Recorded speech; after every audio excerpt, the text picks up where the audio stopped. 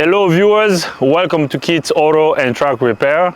Today we have a 2011 BMW X5 with a 3.0 liter engine. The customer complaint on this vehicle is the engine cranks but it doesn't start. Now, the owner of this vehicle is one of our subscribers here on our YouTube channel. His name is Mr. Robert. He reached out to me. I sent him our shop's address. He had his car towed to our shop. I believe this vehicle was towed from about an hour away. So Mr. Robert, thank you for your business. So now the first thing we're gonna do is we're gonna go in the vehicle so we can confirm the customer's complaint. I already did confirm the customer's complaint off camera, but I wanna do it on camera so you can see when we crank the engine cranks but it doesn't start. After we confirm the customer's complaint, then we're gonna connect a scan tool to the vehicle so we can see what kind of trouble codes we have in the engine computer. So now let's go in the vehicle. It's nice outside. I'm loving this weather. Okay, so I'm gonna crank the engine. Oh, the battery is dead.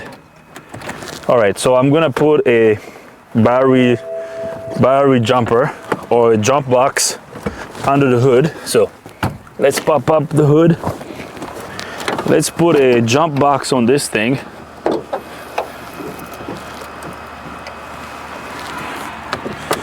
Battery is weak, so we're gonna connect the red alligator clamp to this jump start terminal over here, and then this black alligator clamp is gonna go right here. Okay, so here are our connections. We're gonna set this to the 12 volt setting.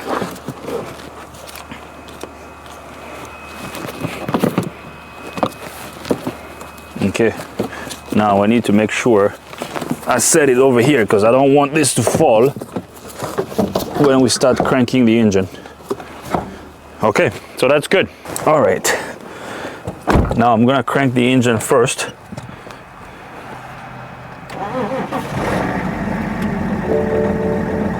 Okay, that's odd. Oops, somebody's calling me. Hold on, guys. Oh, did you hear that? I mean, we got this on camera, but hold on. This is odd because when this vehicle got dropped off, it was just cranking, it wasn't starting, but this time it started and then it died again. Let's try to start it again.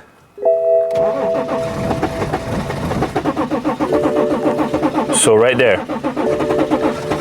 Now it has become a crank no start. Okay, so it starts, it's trying to start and then it dies. But when it started, it ran rough for a little bit and then it died. So let's try it one more time and then I'll get the scan tool connected.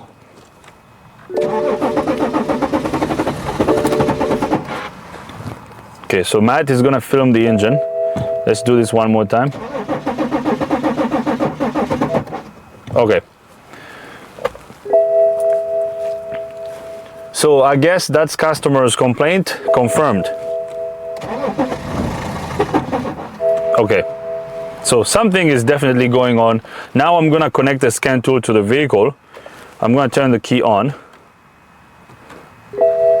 All right, now, before I get the scan tool connected, I have a favor to ask you guys. If you are not a subscriber to our channel, go ahead and subscribe. If you like the video, give it a thumbs up. If you don't like the video, give it a thumb down. Let us know. If you have any comments, questions, criticism, leave them in the comment box. YouTube tells us that there is a lot of you that watch our videos and a good number of you are not our subscribers yet. So please subscribe. We would really appreciate it. Me and cameraman Matt behind the camera would appreciate it. So now I'm gonna get the scan tool connected. Let's see what we got. Let's see what codes we have. Right there, the scan tool has identified the vehicle, 2011 BMW X5 with a 3.0 liter engine. So let's click OK. Let's do a code scan. This is gonna scan all the control units on the vehicle. Now, when this vehicle got dropped off, I was told that the engine was running. The only issue was, I think the customer told me about an oil leak. I think that's what he said. He said, my vehicle has an oil leak, I want you to look at it. But then when it got here, I tried to start it. Then I called him, I said, well, something is wrong because your car doesn't even start. So we have a bunch of trouble codes in the engine computer. We have 19 trouble codes. First trouble code is 48D1, exhaust pressure sensor before turbocharger plausibility. Interesting. And then the second one is 4B81, EGR rate control deviation. And then the third one is 4370, exhaust gas recirculation rate control deviation. Exhaust bag pressure sensor signal, exhaust gas differential pressure sensor, diesel particulate filter signal. We have a bunch of trouble codes about the exhaust system and the EGR system. Exhaust gas recirculation rate control deviation, air system air to EGR mass flow plausibility, oxygen sensor. Man, this thing has a bunch of codes. Interesting. So based on all these codes and how the engine is behaving, the symptom we have, the engine starts, it runs rough, and then it dies, and then it becomes a crank no start. So I wonder if we have an EGR valve that's stuck open or a clogged exhaust system. We could have a clogged DPF. I don't know if I mentioned it. This engine is diesel. So let's scroll down and see what else we have. We have a bunch of trouble codes in these other control units. I'm gonna let the customer know about all these codes. Let me see what codes I have on the generic side of the tool. So on the generic side of the scan tool, I have exhaust pressure sensor A, circuit range performance, EGR air flow excessive detected. Yeah, so these EGR flow codes can be caused by a stuck open EGR valve, and that can cause, sometimes a stuck open EGR valve can cause a no start. The engine is going to crank, but it's not going to start because you have the air that's going into the intake manifold is being diluted by the EGR. Okay. So here's what I'm gonna do. Since we have a bunch of trouble codes, the scan tool already saved all these codes. I am going to clear all these codes, and then we're gonna try to start the engine again and see what happens. And then whatever code that comes back first will be the codes that we're gonna attack. So I'm gonna clear all these codes. So let's see what we got. Now we're clearing all the codes from all these control units. We might have to find where the EGR valve is and disconnect it to see if this engine is going to start. Because I've had EGR valves in the past that were stuck open. After I unplugged them or it, then the valve would close and then the engine would start. So maybe that's what we're dealing with here. So we might have to switch gears a little bit. After the scan tool finishes clearing all these codes, if I try to start it and the engine doesn't start, I'm gonna look at my fuel pressure. We're gonna look at data PIDs. We're gonna look at fuel pressure. We might even have to look at our soot content in the DPF to see how much soot we have in the DPF. Because if the DPF is clogged, the DPF will act as a restriction in the exhaust system, and that will prevent the engine from starting. Man, this car is nice. What do you think, cameraman Matt? Cameraman Matt says yes. Okay, this is a nice BMW. Oh, check that out. And the owner keeps it pretty clean, actually. It's very nice. I love BMWs. Although they're a little bit expensive to maintain, but they're nice cars. BMW, Mercedes, good cars to drive. Matt doesn't like BMW, Mercedes. I mean, they're just expensive to maintain. If you have the means to maintain them, they're nice to drive. They're really, you know. Okay, let's see. We erased all the codes. Let me try to start the engine. So same thing, the engine still doesn't start. Okay, so now let's look at some data. Let me scan all these control units again. Let's see what codes came back. Okay, so charge air temperature sensor signal, blow-by heating activation, electric fan activation, exhaust pressure sensor before turbocharger plausibility, message error, status DSC 0x019E, receiver engine ECU transmitter DSC. I don't know what this means. So I'm kind of gonna focus on this exhaust pressure sensor before turbocharger trouble code, and then this air intake temperature sensor signal. Maybe this air intake temperature sensor is usually the sensor on the air filter box or on the tube that's between the air filter box and the intake. Maybe it got disconnected, so we might have to go under the hood and do a visual inspection. But before we do that, I want to check my fuel pressure as I'm cranking the engine, and I also want to look at my soot content level inside the DPF. So the scan tool is still scanning all these control units. So we have a couple codes that came back, so that's good to know. Also guys, I apologize, I have my phone with me. I don't have anybody in the shop who's gonna answer the phone for us, so I have my phone here. So if the phone rings, we're probably just gonna have to stop the video, or maybe I'm gonna have to continue filming and picking up phone calls, because we're gonna have to do everything together here. So I apologize for that. So we might get interrupted if we have a customer that decides to call us. Okay, so let's go into the engine computer. Let's look at the codes one more time. Same codes, okay. Let's go to data. Group 1, group 2. So let's look at what we have in group 1. Okay, group 1, we got charge, air temperature. Okay, that's not what I want to look at. Let's go to group 2. Okay, regeneration request, remaining mileage of particulate filter, exhaust gas differential pressure.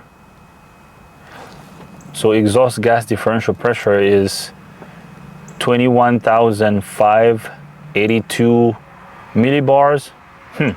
That's a lot. I don't like how the data PIDs are set up on the on this snap-on scan tool. We might have to switch scan tools.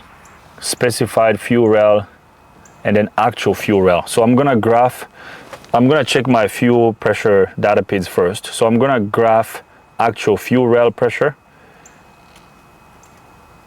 Okay, and then let's also graph the specified rail pressure. So this is the actual versus the desired. So now I'm gonna crank the engine. Let's see how high the fuel rail pressure is gonna go. So now I'm gonna crank the engine.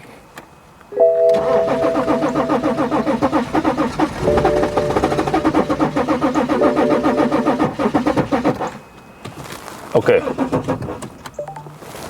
let's see. Okay, so when we crank the engine, our fuel pressure goes up to about 6,000 psi. So rail pressure 6,000 psi. So that's good enough. Let's crank this one more time. So this over here tells me that our high pressure fuel pump is putting out enough fuel pressure. Okay, and hopefully our rail pressure sensor is good. I mean, I've seen rail pressure sensors lie and not tell you the actual pressure in the rail, but we're just gonna take this at face value. Hopefully the information we get here is what we have in the rail. So let's crank this one more time.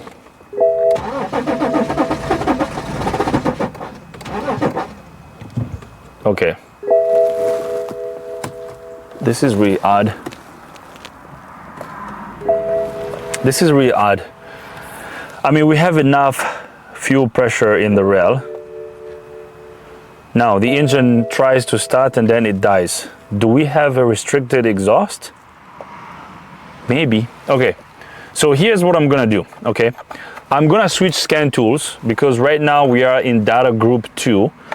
The other data pit I wanted to look at was the DPF soot content data pit. I want to see how much soot we have in the DPF. Maybe the DPF is completely clogged, because that will cause the engine to not run. But this scan tool is now showing me the soot level data pit. So I'm gonna grab my Autel scan tool. I mean, the Autel scan tool is actually better when it comes to European vehicles, but I like using the Snap-on scan tool because I like how the data are written. But let's go under the hood. Let's do a quick visual inspection under the hood, and then I'll tell you what we're gonna do next. We're gonna do a quick visual inspection here. I'm gonna remove the engine cover. So it looks like someone was here.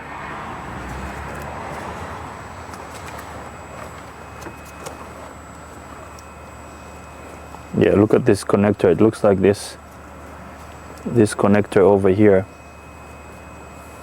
has a tape on it.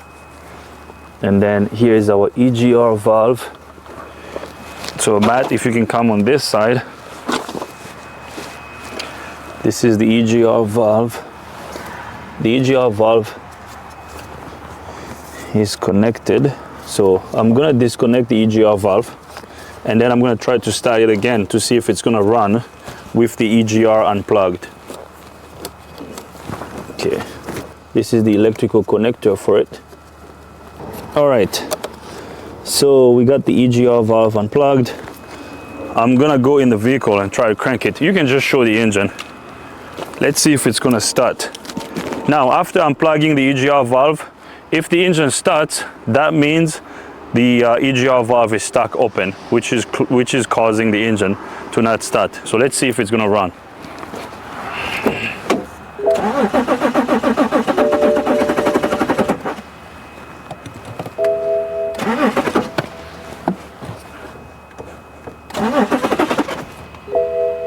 Okay. All right, so same thing is happening. The engine cranks, it doesn't start. Now, based on how the engine sounds, I don't think we have a mechanical issue. Now, I could be wrong, but I like the engine cadence. It sounds nice and consistent. So I'm gonna grab the other scan tool and then I'll bring you guys back up. We got another scan tool connected to the vehicle. Let's see what we got. Hopefully I'll be able to see my soot level content in the DPF with this scan tool. Okay, let's scan these control units. Okay, this one is showing us 8 trouble codes. We have a bunch of codes here. Now I still have the EGR valve disconnected. So these EGR valve codes that you see are because I have it disconnected. So let's go into the engine computer. I don't have to look at all these other control units. Let's go in the engine computer. These are pretty much the same codes that we saw on the Snap-on scan tool. So let's go. Actually, oh yeah, this is what the customer told me. When they first dropped off the vehicle, he told me that he didn't say the car was leaking. He told me there was a boost leak. He told me one of the charger cooler hoses was leaking. That's all he said. So we might have to look at that, because I mean, if that's a leaking charger cooler hose will not cause the engine to not start. The engine is still gonna start. You're gonna have a boost leak, but you're still gonna have a running engine. So let's look at our particulate filter data. This is what I want. Exhaust back pressure. What? This is the only data we have available for the DPF. Request for regen, enable regeneration, engine running, mileage, status of regeneration. What? Exhaust back pressure. So the exhaust back pressure data PID, this might be the only PID that we might be working with. Let me crank the engine.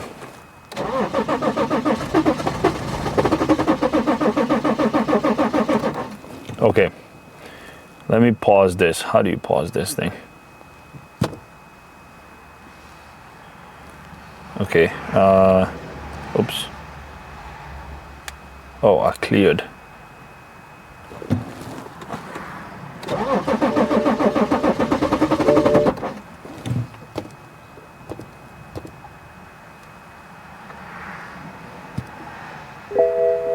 Okay, let me see.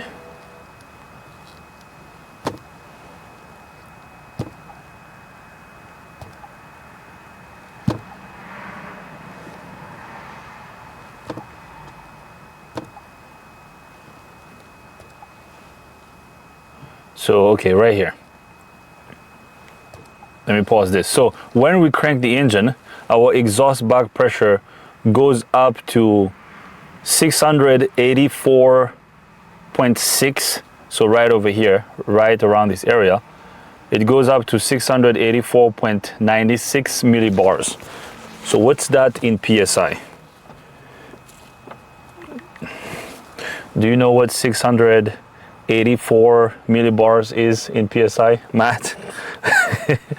I'm gonna use my phone to figure that out, because I mean, on these diesel engines, the rule of thumb is the back pressure in the exhaust system should not be over 1 psi.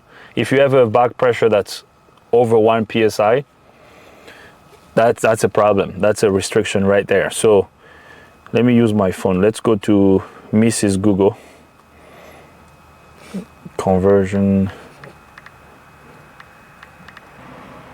684.96 gives us 9.9 psi. Whoa, check this out. So we have about 10 psi in the exhaust system. So this is high. The exhaust system is restricted. Exhaust gas back pressure. So we have too much back pressure on the exhaust system. Okay, so this is good to know. Let's back out. Yeah, we have too much back pressure. This is probably why this vehicle doesn't start. Now, let's go under the hood. I want to access the DPF pressure differential sensor. Let's figure out where that's located.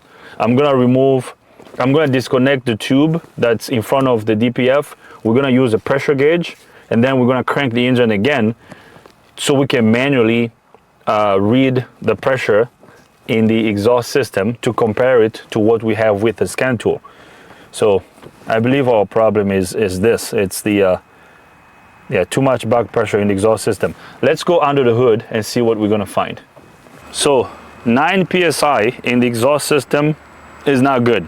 Now, I have seen on some diesels, I usually see that a lot on the Sprinters, on the sometimes when you look at your back pressure, sometimes it gives you 14 psi on the pressure after, I think it's the pressure between the intake, between the exhaust manifold and the turbo. The pressure tends to be higher there because of the turbo being in between. I don't know if that is what's happening here, but we're going to check that. Okay, now I'm not 100% sure that that's the issue. That's why we have to do our testing. Let's do some tests to figure that out. So I'm gonna look around. Let me grab my flashlight. I'm gonna look around to see if I can find the DPF pressure differential sensor. Let's see.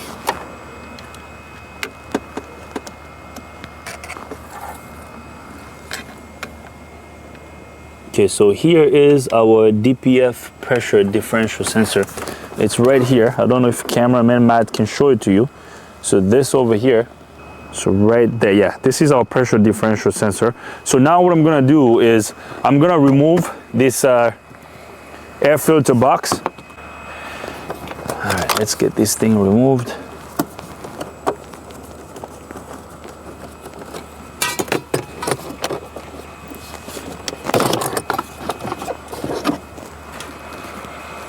All right, we got the air filter box removed.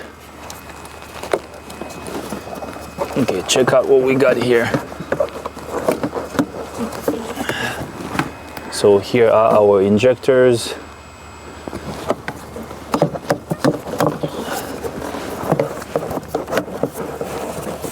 Okay, I can push this out of the way for now. 1, 2, 3, 4, 5, 6. Inline 6-cylinder. Okay.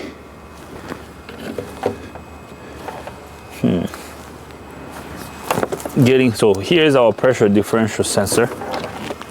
If I am not mistaken, actually, I think, where is it? Goes over here. No, okay. So the DPF pressure differential sensor is tucked. Oh my gosh, it's like it's way back there. Huh? What in the world? Well, Matt, you won't be able to see it. It's way back there. I don't think you can show it on camera. It's back here. Getting to this is gonna be a pain. Freaking BMW. Okay, well, how are we gonna? We might have to remove these covers for easy access.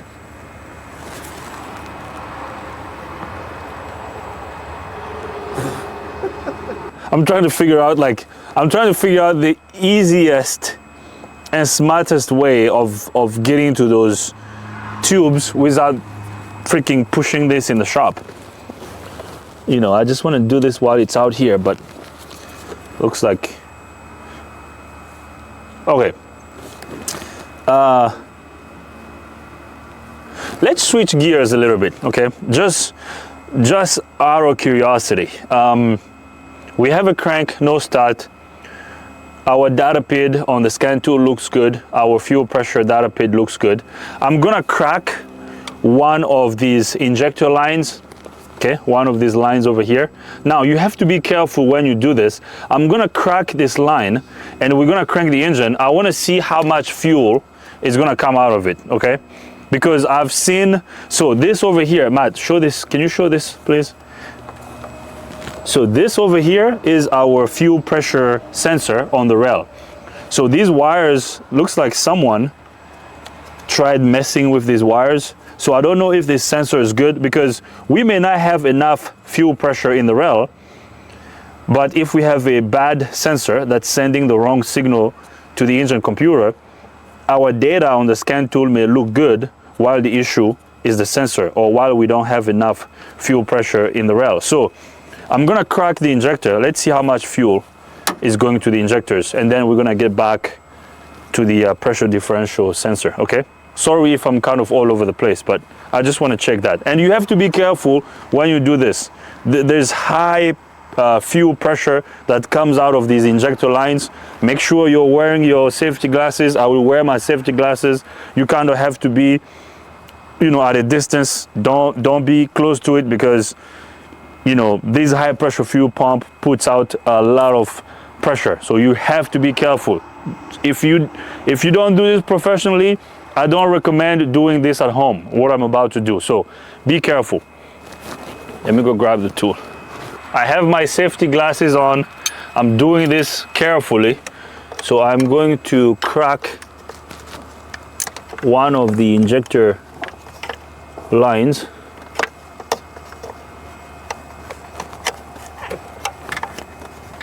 You have to do this very carefully. Okay, so this injector, this nut over here is loose. As you can see, I'm loosening it with my finger. Okay, I'm gonna have Matt crank the engine for us. While the engine is cranking, we should have a lot of fuel leaking out of this line.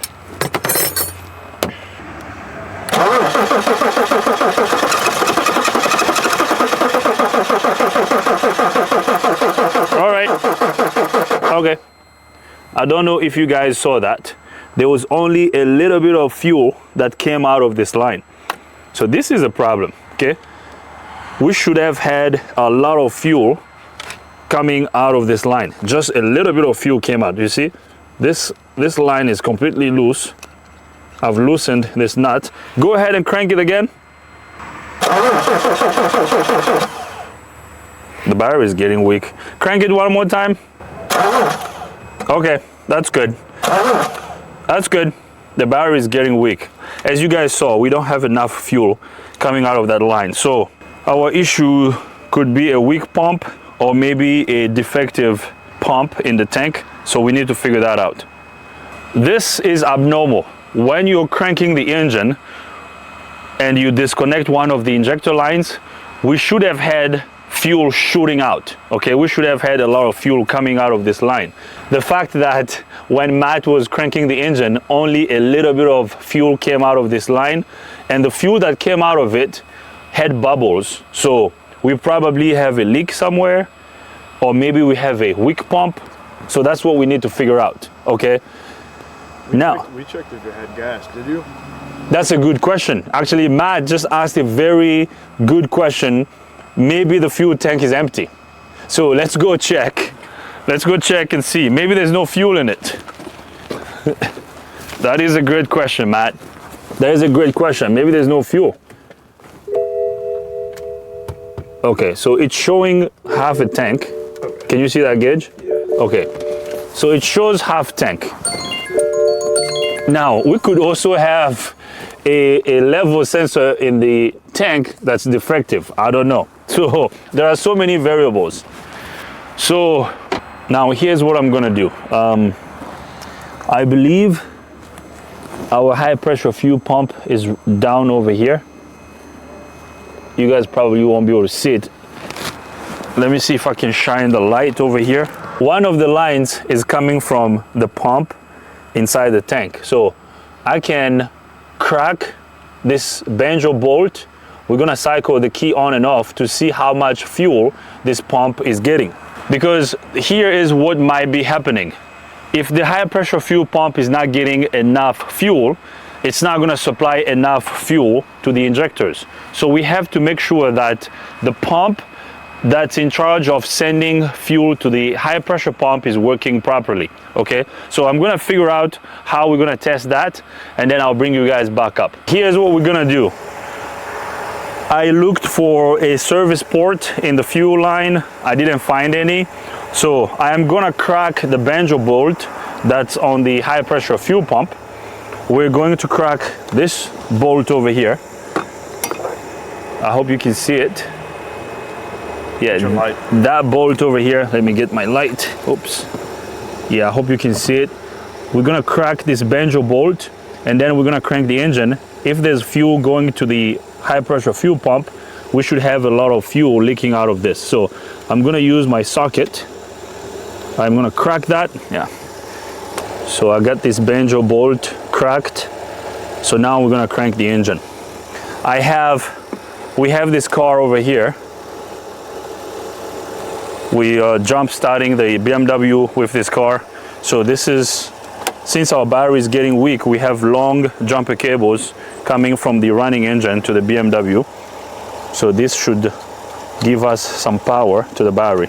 So what we are looking for here is when I crank the engine, there should be enough fuel coming out of this banjo bolt. Since we cracked it, when the engine is cranking, we should have a lot of fuel leaking out. If it's just a little bit of fuel coming out, it means our low pressure pump in the tank is not sending a good fuel volume to the high pressure pump. So I want you guys to watch that banjo bolt. We should see a good amount of fuel leaking there. So now I'm gonna crank the engine.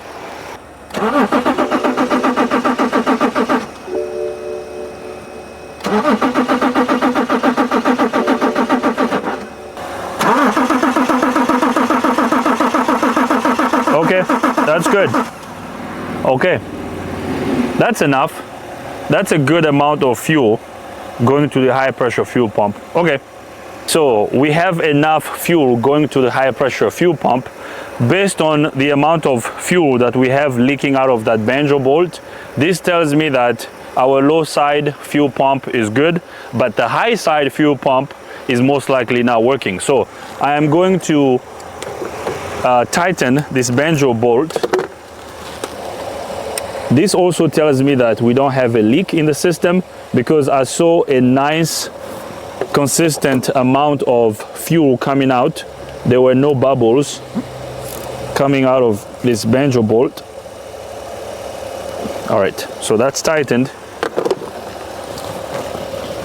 Okay, now I'm gonna go crank the engine. I will have Matt look at the injector line. So Matt, when I was cranking the engine, you saw the amount of fuel that leaked out of this banjo bolt, right?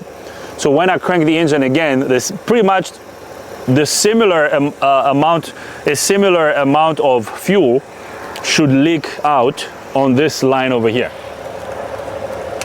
This line, okay? So picture this. We have two pumps.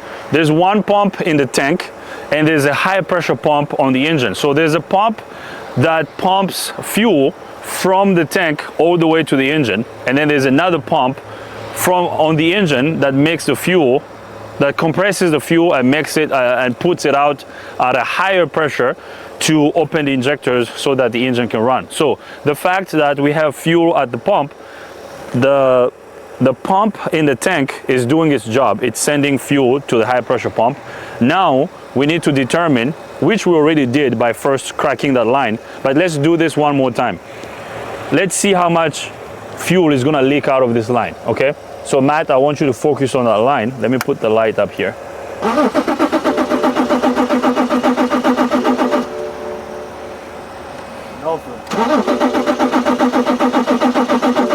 Nothing, right?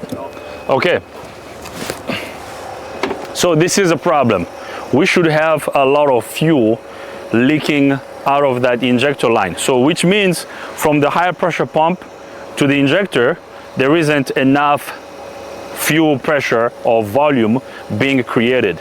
And that can be caused by a defective high pressure pump or a stuck open pressure regulator on the rail. I've seen pressure regulators on the fuel rail get stuck open, which causes fuel to drain back to the tank, and that can cause this issue. So we're gonna continue doing testing until we figure out what's wrong, and we're gonna figure it out, okay?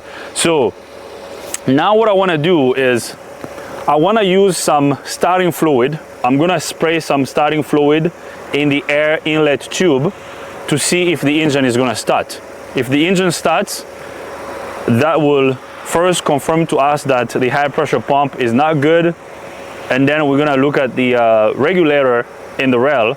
If the fuel regulator in the rail is good, then we can feel comfortable calling for a high pressure fuel pump. Now, the way we're gonna check the regulator is we're gonna get access to the regulator, which is on the back of the fuel rail. We're gonna disconnect the line because there is a drain line that's attached to the fuel regulator on the rail. We're gonna disconnect it and we're gonna crank the engine to see how much fuel is coming out of that tube. If we have a lot of fuel just coming out of it, even when you turn the key on, that will be an indication of a stuck open fuel pressure regulator. So let's use some starting fluid now to see if this engine is gonna start. Okay, so now I'm gonna go in the vehicle, oops, and start the engine. Let's see if it's gonna start.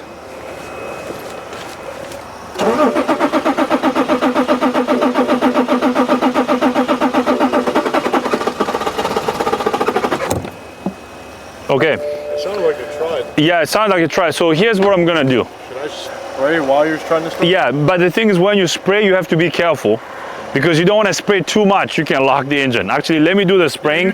Yeah, I will have, let me hold the camera back here. You can crank it. All right, we have cameraman Matt in the vehicle. So we're gonna do this one more time. I'm gonna spray this starting fluid on this tube over here. So go ahead, crank it.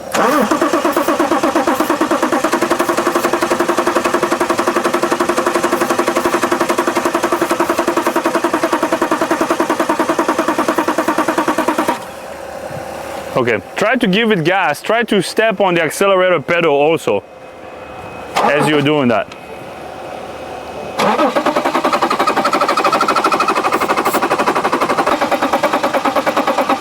Okay. This is very odd. Very weird. Try it one more time.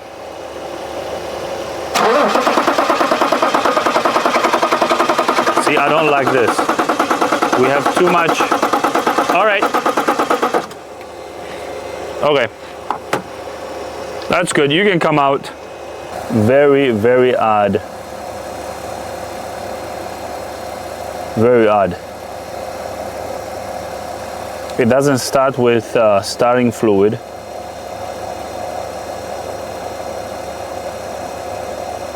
I mean, the engine sounds good. I don't think we have a mechanical issue.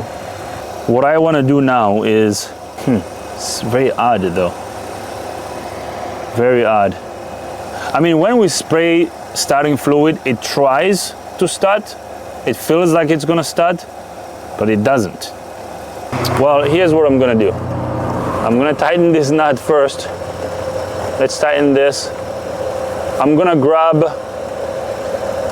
my lab scope and I'm gonna back probe the wires at the injector to see if our engine computer is turning on the injectors, okay? I'm gonna get my lab scope set up and then I'll bring you guys back up.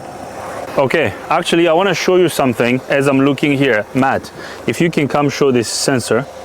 This over here is the intake temp sensor. Remember we had a code for the intake temp sensor. This sensor was disconnected. I didn't disconnect this, it was. So it looks like someone disconnected this sensor. So I'm gonna reconnect it. So this is what was causing the intake temp sensor code to be stored in the engine computer. Actually, before I show you what I'm about to do, I wanna check these charge pressure tubes. Let me remove this bar. Okay, I'm gonna remove this bar and then I'll bring you guys back up. Let me remove this thing. Oh, look. Looks like someone already. Are you still filming? Yeah. This, look, I didn't even undo these bolts, but they are loose. So someone had this thing removed. Now, don't we have, maybe we don't have enough charged air going in the engine, because if the air that the turbo is putting out, if it's not going in the engine, that can cause a no start. But usually, I mean, the engine would still run. It's odd, because I'm thinking right now, like as I'm doing this, I'm trying to see what can possibly cause this. All right, now we have room over here. So cameraman Matt, can you see this over here? I might have to disconnect these two hoses. So this hose is definitely not sitting well. There's another hose over here. So I'm checking these charge air cooler hoses. And then, actually the fan is missing. Remember we had the code for the fan. Here's the electrical connector of the fan. The fan is missing, the radiator fan. That's why we have a code for it, because it's disconnected. It looks like this car might have come from another shop. I mean, the owner didn't mention that. I think it came from another shop, because look, the fan is missing. That sensor was disconnected. We probably didn't get the whole story on this one. So this tube over here is connected to the turbo. Okay, so this is not loose, but the one on this side is loose.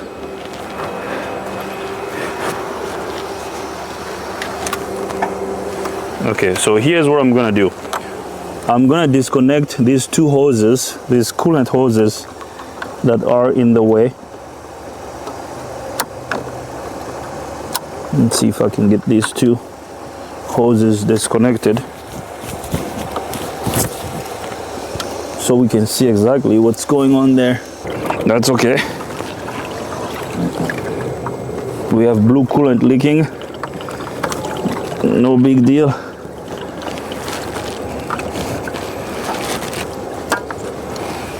Okay, let me push this out of the way. And then I'm gonna disconnect the other one. I need to figure out what's going on with this tube.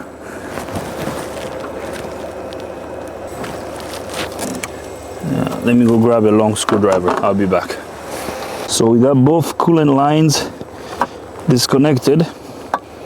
That's fine. We just want to start the engine. So even if we're low on coolant, so this is the tube. Okay. Okay, I'm gonna remove this tube.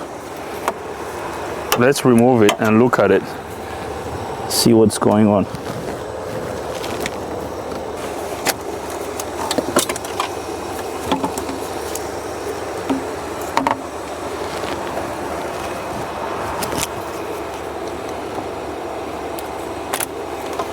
Okay, so this tube, look, this O-ring over here is worn out. See this? Now, as far as I know, this is not gonna prevent the engine from starting. The engine should start, and then we would have a boost leak. Okay, so now this is a problem, but probably not the problem. So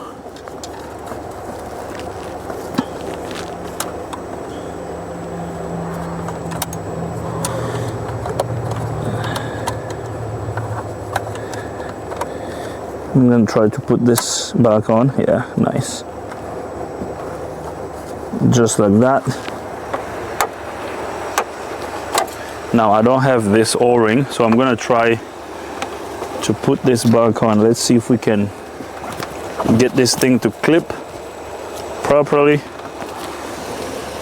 I'm looking at the EGR plate over here. Matt, I don't know if you can, yeah, right there. I hope you can see it.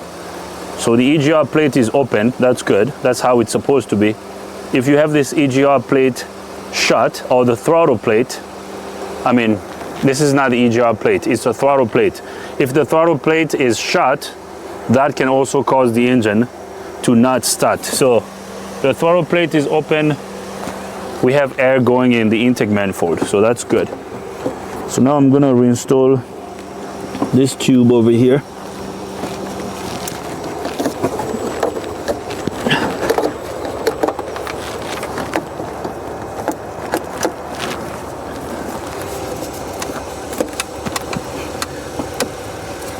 Okay. Let me pull this out. Oh no, it's coming out. What the frick is going on?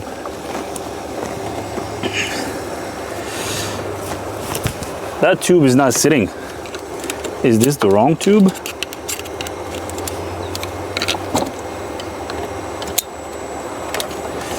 It's supposed to click, but it's not. It's not clicking. Let me see. This is very odd.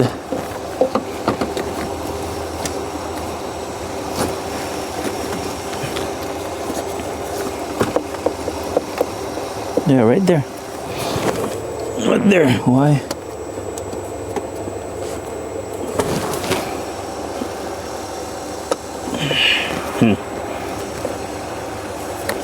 I don't know, man. This is very weird. It's sitting at an angle. It's not holding properly. Okay.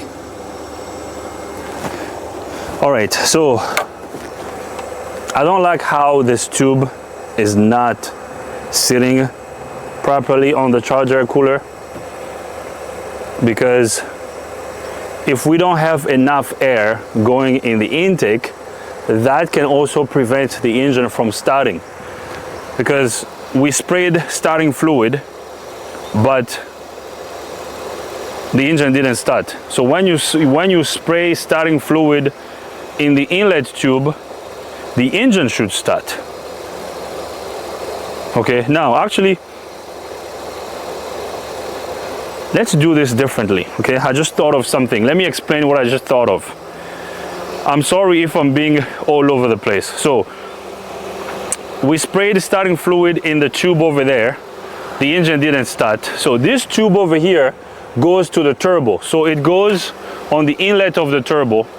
So the way this works is the turbo pulls out air from the air filter, and then the turbo compresses that air, and then the turbo sends charged air to the intake manifold to cause the engine to start. So you have enough air coming in the intake, you have fuel in the cylinders, and then the engine starts. Now, since this tube over here is not sitting well, so I believe the starting fluid that we sprayed on this tube is not even making it to the intake manifold. So now what I'm gonna do is I'm gonna disconnect this tube. We're going to spray our starting fluid from up here to see if it's gonna start. Okay, so now I'm gonna use the starting fluid. Before we do the test that I wanted to do, I'm gonna spray starting fluid right here. So this is going straight in the intake manifold, and then I'm gonna reconnect this tube so we don't get the flame. Okay, I'm gonna crank this. Let's see.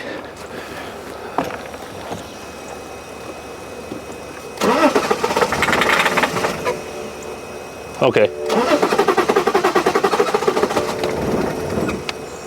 Okay, so it's trying to start. Okay, so here's what I know from what we just did. When we spray starting fluid over here, the engine starts. So which means we don't have enough fuel pressure to the injectors. So that we know, this high pressure pump is most likely not working. I'm saying most likely because I still have to check the pressure regulator. If the pressure regulator on the rail is good, if it's not draining the pressure from the rail, then the issue is going to be the high pressure fuel pump. We also have to fix the plumbing between the turbo and the intake manifold, because this tube over here on the charge air cooler is leaking. It's not clicking well. We might have to replace this tube and the charge air cooler, because it looks like where the charge air cooler tube connects to the charge air cooler, that area is warped. So we might have to replace the charge air cooler for that. Now, here's one more test I want to do before we check the pressure regulator. Now, I want to make sure that our injectors are being turned on, okay? I just want to rule any possible causes out of the way. That way, when I call the customer, I'm 100% sure that this car is just going to need a high pressure fuel pump and the tubes for the charge air cooler. That's what I'm going to do, because now I am going to use my scope test leads. If Matt can show you these leads over here. So I'm going to use these two test leads. We're going to back probe the wires at the injector. So we're going to do this test at the first injector. I'm back probing. So this electrical connector over here has two wires. So this is the electrical connector of the injector. I'm back probing these two wires. Then we're going to crank the engine and see what kind of voltages we have at these two wires. So when we crank the engine, if the engine computer is controlling these injectors, we should have voltage on these two wires. That will tell me that the wiring of the injector is good and the engine computer is trying to turn on the injectors. Since the engine doesn't start, the issue is it's most likely the pump, but I want to rule out, you know, any other possible causes. So this over here is a problem. Matt, let's show this. Okay, so you see right here, this tube, okay, it's not clicking in. So we either have to replace the entire tube and the charge air cooler. Okay, so the air that the turbo is compressing is leaking from there. Okay, that's a problem. That's one problem, not the problem, but a problem. So now let's go in the vehicle. We're gonna look at what voltages we have at this injector on the lab scope. I have my ground the injector, the lab scope is gonna get grounded over here. Okay. So now let's go in the vehicle. So I have my lab scope here. So we're going to set up our lab scope. We're just gonna look at the first 2 channels, and then we're gonna crank the engine to see if we will have some voltage there. Actually 50 volt. Turn on the second channel.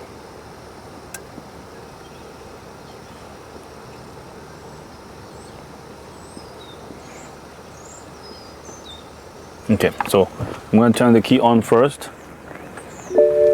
Key is on. Now I'm going to crank the engine. Okay, let me make sure I have that tube connected, because this thing is backfiring. The tube is connected. Let me crank it again.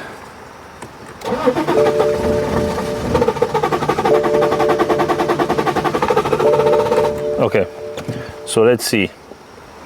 The injector control is there, okay? So right here, this is our injector control. The engine computer is definitely turning on the injector. So which tells me that the wiring of the injector is good. Yeah, so this over here we see is the injector being turned on by the computer. Okay, so this is what I wanted to see. I wanted to make sure that the engine computer is turning on the injectors, which is happening. Okay, let's go back under the hood. We're done with this test. We know the engine computer is turning on the injectors. So we are down to the last test. The last test I want to do is I want to check. Let me get my flashlight. I want to check the pressure regulator. So here on the rail, this sensor, this is our pressure sensor, fuel rail pressure sensor. And then on the back over here, you guys won't be able to see it. I don't know. You probably can see it, but there's this piece over here. You can see it. This is the pressure regulator. So I am going to disconnect. I'm going to disconnect the. There is a line on this regulator. I'm going to disconnect it, and then we're going to turn the key on to see if there's diesel leaking out of it. I mean, with the key on, engine off, there shouldn't be diesel leaking out of this line, if I remember correctly. Okay, I have a mirror here. I don't know if cameraman Matt will be able to show you. So yeah, so this over here is the regulator connector. So what you see over here is the regulator, the fuel regulator on the fuel rail. And then below it, there is a hose. Matt, I don't know if you can see that hose. There's a hose and a hose clamp. So that is the fuel return line from the regulator. So there is a hose below it. That's the hose I'm gonna disconnect. So actually, we don't have to film this process. I'm gonna disconnect that hose and then I'll bring you guys back up. I'm gonna tell you what I did off camera. I was able to disconnect the drain tube that's on the bottom of the fuel regulator on the fuel rail. I turned the key on. There is no fuel leaking out of the tube. So the fuel regulator is not stuck open. So the issue is not the fuel regulator. The issue on this vehicle is a weak high pressure fuel pump. So we're gonna have to replace the high pressure fuel pump, and we also have to replace this tube over here. Okay, you see this tube is not connecting, it's not sitting well. So the hole over here is warped because it's just wobbling, it's not clicking. When you put this down, when you push this down, this is supposed to click, but it's not holding. If I pull it out, it comes right out. Okay, so that's the problem. So here's what I'm gonna do. I'm gonna call the customer. I'm gonna tell the customer about what we found. Your question might be, why are you condemning the high pressure fuel pump? My answer to you would be, because when we disconnect the tube over here, we sprayed starting fluid in the intake manifold, the engine started. It started and then it's died. We do testing, we just don't throw parts at cars. We test, and sometimes when you do these tests, there are some, sometimes it cannot be safe. So be careful when you use this starting fluid, be careful, because this can turn into a nightmare sometimes. Just to recap, this engine is gonna get a new high pressure fuel pump because we don't have enough fuel going to the injectors. And then we're also gonna recommend replacing the charger cooler tubes on both sides. And then I'm also gonna recommend replacing the charger cooler because where the hose connects to it is warped. We're gonna replace that too, and then this will be good to go. I'm gonna call the customer and ask the customer more questions about why we're missing the fan over here. The fan is missing, and the fan connector is just laying right here. Okay, the customer didn't tell me this. So fan is laying here. This sensor over here was disconnected. So I'm gonna ask more questions, and then this will be good to go. So I'm gonna leave this right over here. There will be part 2. I'm gonna make an estimate. I know these components need to be replaced, okay? I'm gonna let the customer know, and then I'll bring you guys back up when the customer approves the job. So hopefully we're gonna get the job. If we get everything, I'll bring you guys back up so we can install the components that need to be replaced, and then this vehicle will run. So cameraman Matt, thank you for being here. Everybody, thank you for your support. If you have any comments, questions, criticism, leave them in the comment box. If you are not a subscriber yet, please consider subscribing to our YouTube channel. Thanks for watching, everybody. See you next time.